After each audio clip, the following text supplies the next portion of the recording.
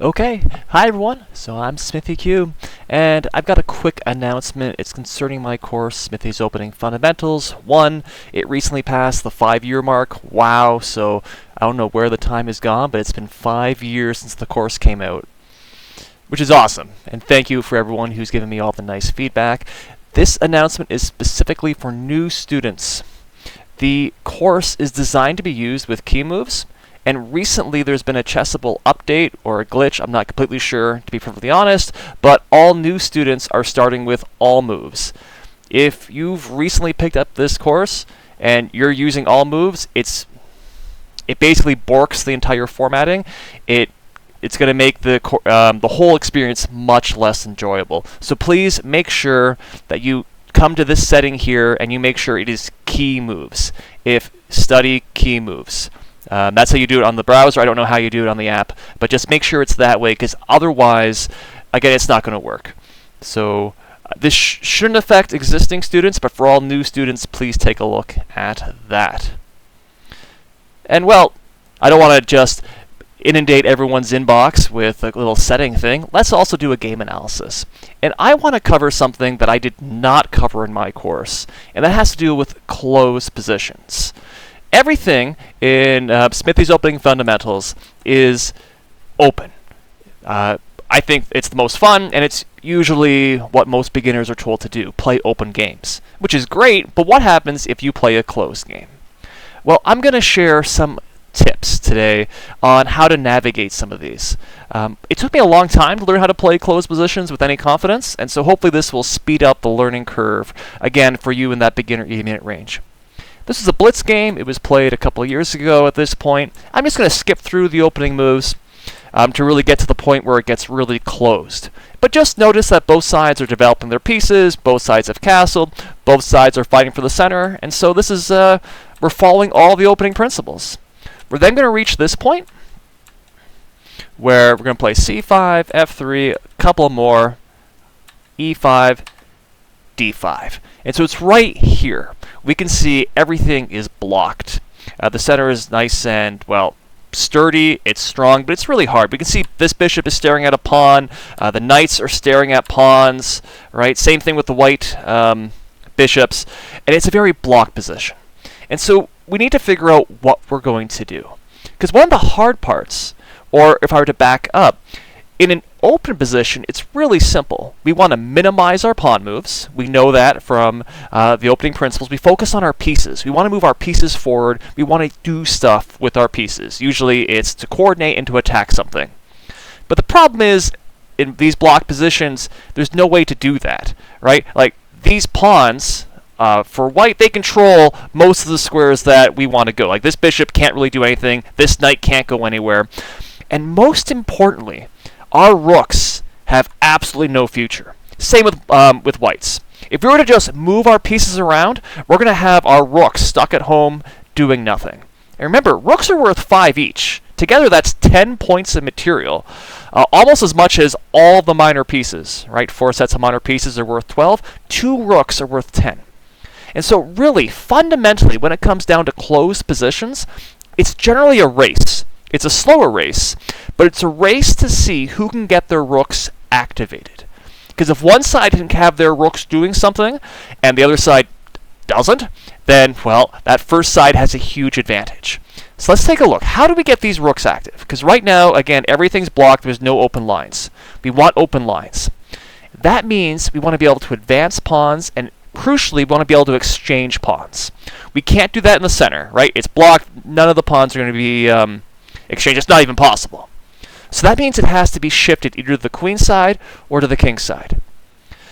Now, we could try and do something like this and push these pawns, and that gains space, but it's not really opening anything, not by itself. Maybe if we can then push the pawn to b4, that might exchange.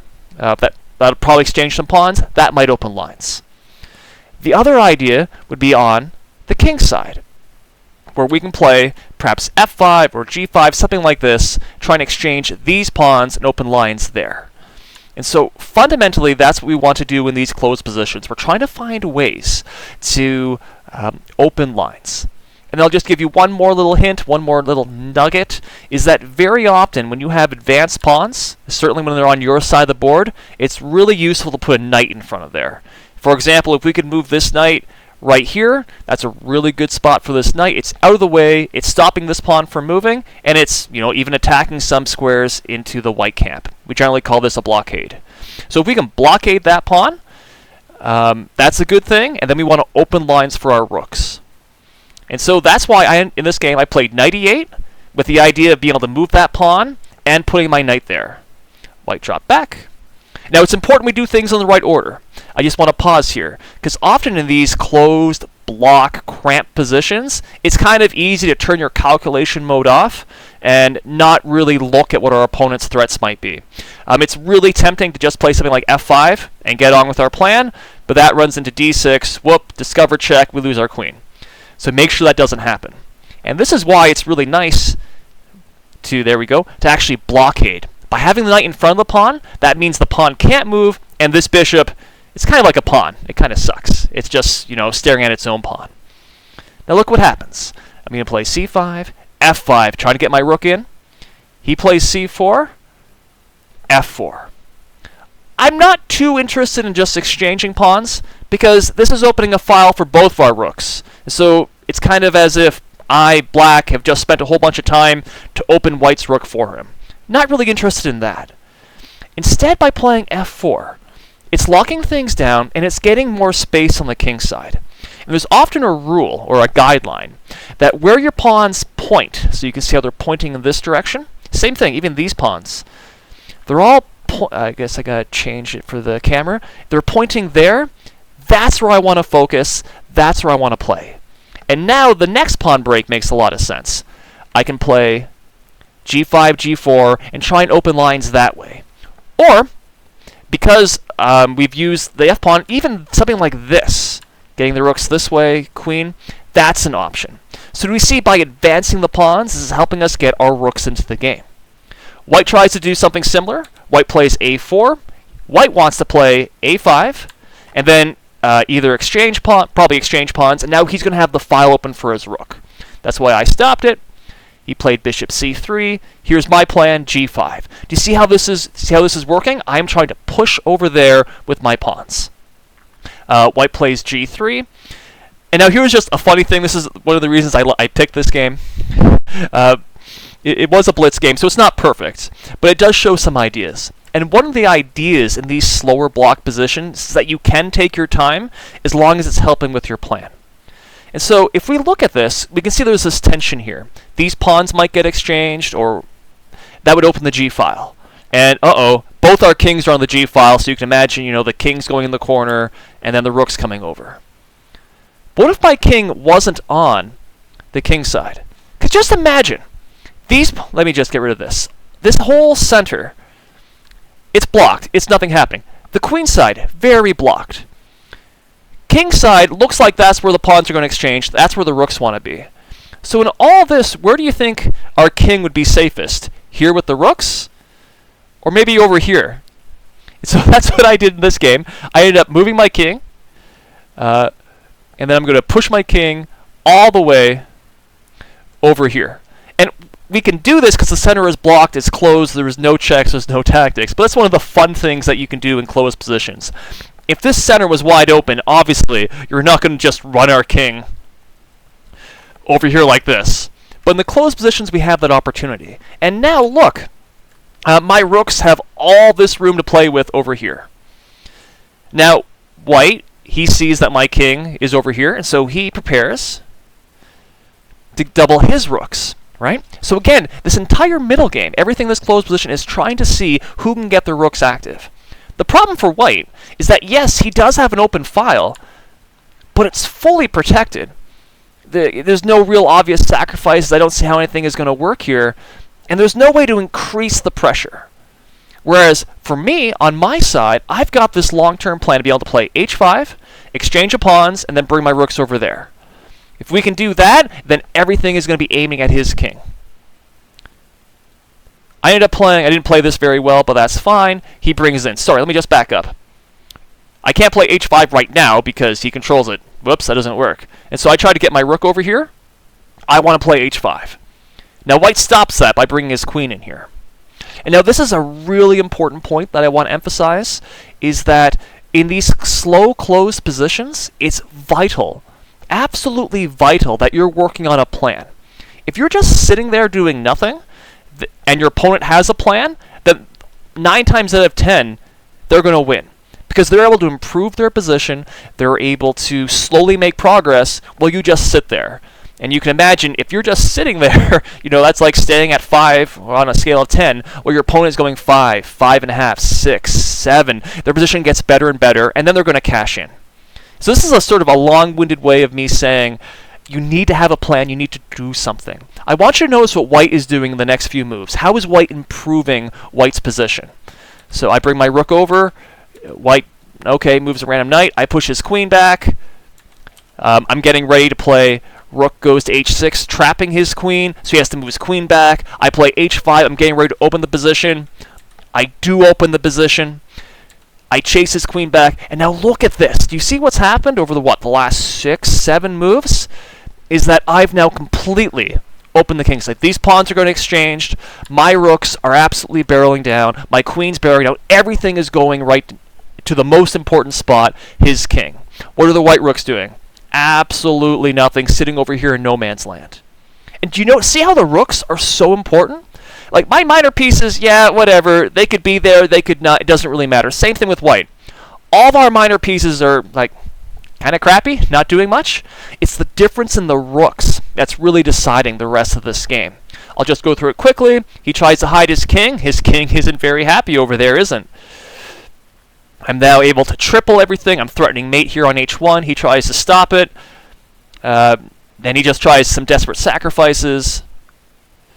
And then right here, I could just take the rook, but there's absolutely nothing wrong with just doing a fun little checkmate. So did we see what happened? Again, I'm not trying to say this was a perfect game. I like to think it was a fun game. And I think it illustrates 2 important things about closed positions. Let me just sort of back up even further. The first, again, there's a shift in mentality. So in open positions, it's almost always about pieces. You want to move your pieces first. We minimize our pawn moves. Here it's the opposite. Essentially, we're trying to make the best pawn moves, which will then help our pieces. And very often, it's focusing on those rooks. So I was able to put my knight in a good square. Then I push my pawns, and then I just kept pushing the pawns to help my rooks in. How can we improve white's position? Right? Because I do want to focus how white kind of made this a little bit easy for me. For one, you might have wondered, is there anything stopping white from doing the same thing and moving his king over to the queen side? And you're absolutely right if you thought that. White had opportunities to move his king safer. White didn't do that. But then we could even look right around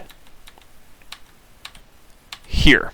Because I wasn't playing super well. If you look at through this computer, it's a blitz game, and it was several years ago. I wasn't as strong as I am now. But now that really matters. We want to look at what white can do better. And there's a couple of options. Something like bishop takes a5, this doesn't really work because, everything is protected. But what if we reverse this idea? For example, we take with the rook, and then we take with the bishop, where we've got the pin against the knight against the queen, opening things up, and that's a possibility. The computer thinks this is best play for white. But even, look at this. If you reached this position right here, we could think of something very similar. Bishop takes a5, though, instead. Takes, rook takes b7, rook takes b, and the difference now is because the queen is over here. Before, in that last example, the queen was over here on h3. By having the queen down here, all of a sudden queen goes to c6, and this is actually lights out. White is now coming in. We can see how it's white's heavy pieces that were sprang to life, again through a sacrifice. So instead of white reacting to my play, because remember what happened in the game? Starting here, white is just sitting here, moving as randomly. He doesn't have an active plan. Instead, if white, again, it's a blitz game, didn't have a huge time to calculate, but if you were to find bishop takes a5, takes takes, and then the queen is able to slide over and help, that would completely change the game around. In fact, I would not accept that. I'd have to do something else, right? Because otherwise I'd be losing. And so this really shows one of the dynamics in these closed positions, is that we're trying to maneuver, yes, but we're also looking for these sorts of sacrifices. Often not the typical sacrifice, it's really a breakthrough. Do you see what this sacrifice is doing with bishop takes a5?